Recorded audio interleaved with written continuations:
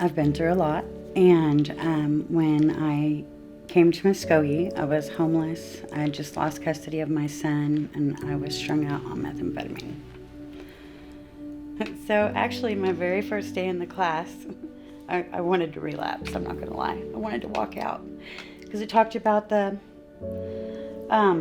if you have 10 things, I can't remember exactly what it was, if you have 10 things in your life, you can either end up, like basically on drugs, prison, you have kind of a rough life. And when I read that, I almost got up and walked out because it hurt really bad. And, but then when I stopped and listened, and amazing teachers that we had in that class, or facilitators, when they shared the 40 things, I was like, oh my God. Because I know what my son and I've been through, and there is a different way.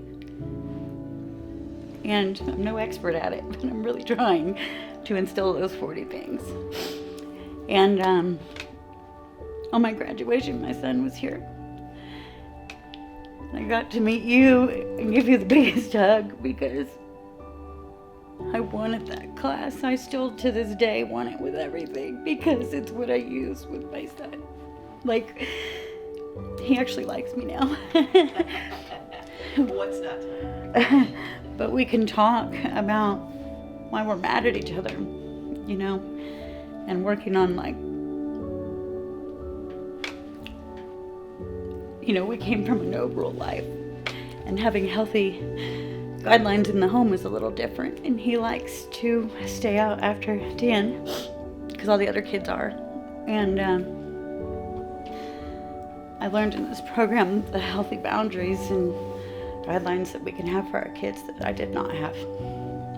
And learning how to parent and enforce that after all those years of no structure has been very difficult, but it's working.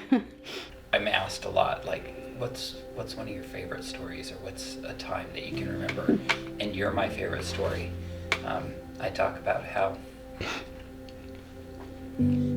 sorry, you came up and you said, can I just give you a hug? And I said, sure. And I hugged you, and I said, what are the tears about? And you said, I've been through bridges, and your session, Raising Highly Capable Kids, was my favorite part, and the part that helped me get my son back. And we travel the country, we get to do this. Our kids are not perfect by any means, but the cool thing about it is we don't get to see the end product often. And I know it's not done with Canyon, but it was this glimmer of what we're doing is making a difference, even if I didn't even know your name at that point, but literally I tell your story across the country.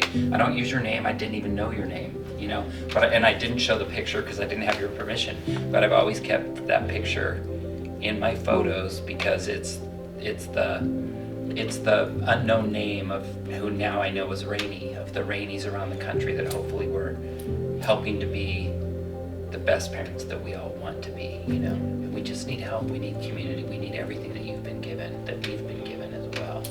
So I love that story. I love that we've gotten to reconnect. Yeah. And, it's a process, so. Today I'm alive not just to be Canyon's mom, but I'm alive because I love Rani.